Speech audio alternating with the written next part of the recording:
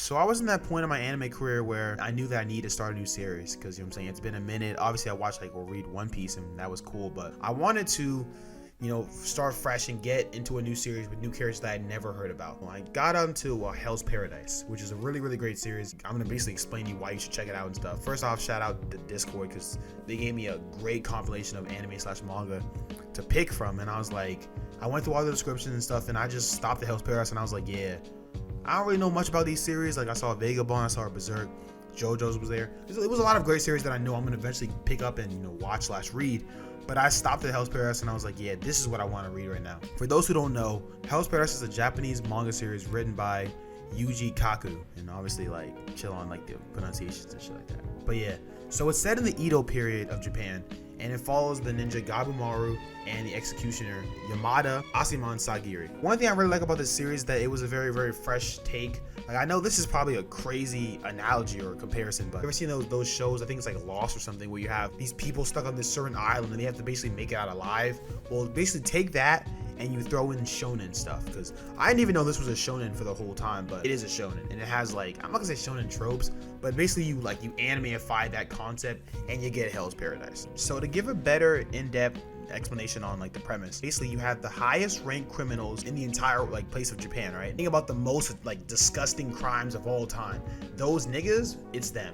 And Gabimaru the Empty is number one on that chain, right? All the criminals are sent on a mission to basically retrieve this elixir of immortality on a supernatural island. Obviously, only one guy can get the elixir. So that one guy, when he gets that elixir, if he gets the elixir, he'll get a pardon on all of his crimes. So regardless of whatever scummy stuff they did, they'll be able to basically be allowed to just chill free, right?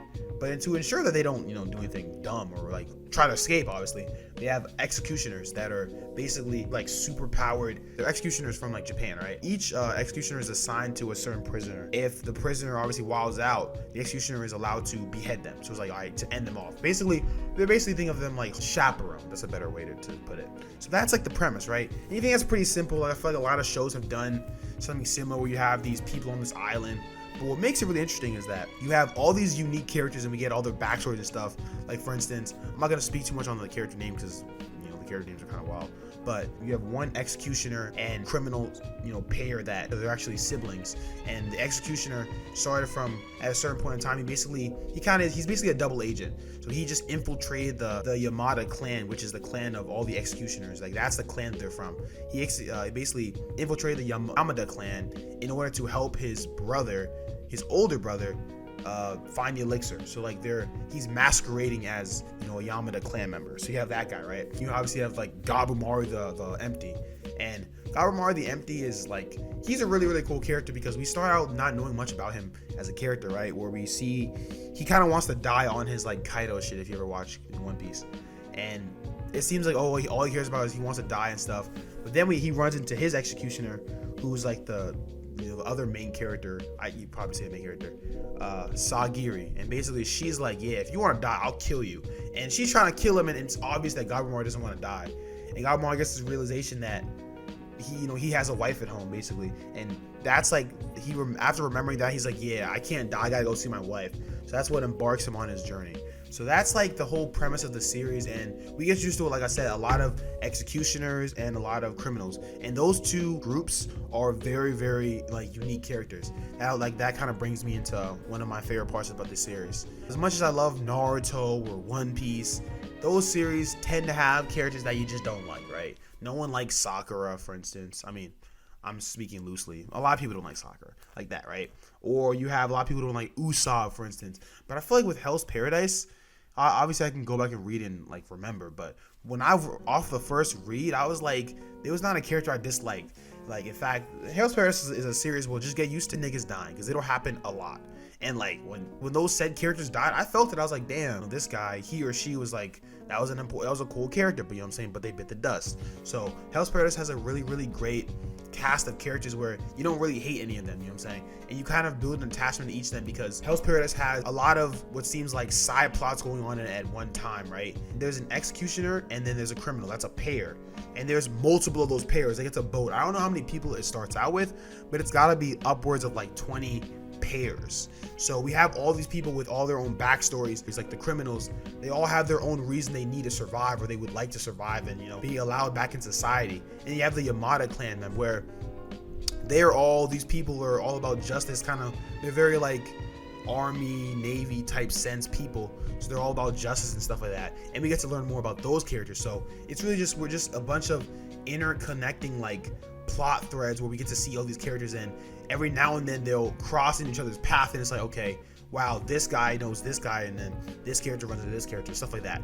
So that was really, really cool seeing. One thing I really liked about Hell's Paradise is the power system. So when we're looking at an anime or manga in general, I feel like, especially when we're talking about battle shonen, the power system is really, really important, right? Because if it's a boring power system and it's like the fights aren't that interesting, it's going to be hard to keep people, you know, interested. So one thing that Hell's Paradise does really, really good, I know that people don't like comparisons and stuff. I feel like comparisons are best for helping to describe a series to someone who hasn't seen it, which most of y'all have not seen Hell's Paradise. So I would really liken it to like part 1 Naruto with like low-key less ninjutsu. So like we have Gabimaru the Empty, and he's a character who uses fire, and that's honestly, I'm gonna be honest, that's kind of what first initially hooked me to the series, because like I love fire users. Like fire users, those are just them type thing, you know, they're tough. But Gabimaru has like, he has fire techniques, and it's very ninjutsu-esque, right? First of all, he's a ninja. Like that's a thing, he's a ninja. And then you have the samurai people, so you have the whole Japan theme, but he uses like fire attacks and stuff. But it's clear he can kind of like, he can light on fire, which is fucking amazing. But he has all these cool ninja-esque techniques involving fire. Obviously he uses the kunai shuriken, he's stealthy. So we get that whole we get that side of him, right? And later on, as we get farther into the series, we get introduced to the whole power system of a series, which, for those who don't know, basically it's called Tao. And Tao is like Hell's Paradise's version of like ki or chakra. It's there, it's like, it's everywhere, right? So it's in living and non-living things. And as the characters get smarter and, you know, learn to survive on this island that they're on, they basically learn to control this ability. And even though it's like, you know, quote unquote chakra and stuff, it's still a very grounded type of fighting. So that's like really, really cool to look forward to and stuff like that. So Tao, similar to chakra, is broken up into 5 elements. That's wood, fire, earth, metal, and water.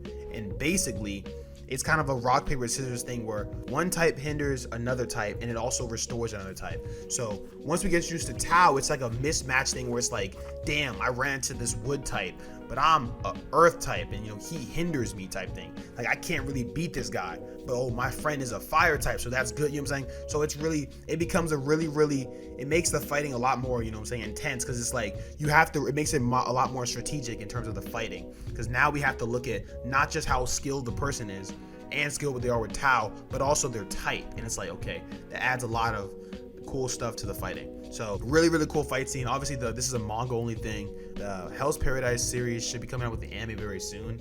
I think there's like trailers on YouTube that are like a year or so old. So Hell's Paradise, when it comes out, I'm looking forward to seeing that. Obviously it should be a really, really, you know, good series, because the story is good. All they gotta do is make sure that the voice acting and all those stuff and the OSTs are really good and stuff like that. So hopefully whatever company picks up Hell's Paradise doesn't do a terrible job, because that would be disappointing.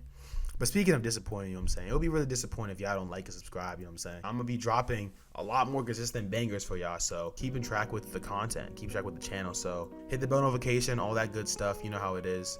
But I'm gonna keep on giving y'all anime content, so hopefully y'all look forward to that.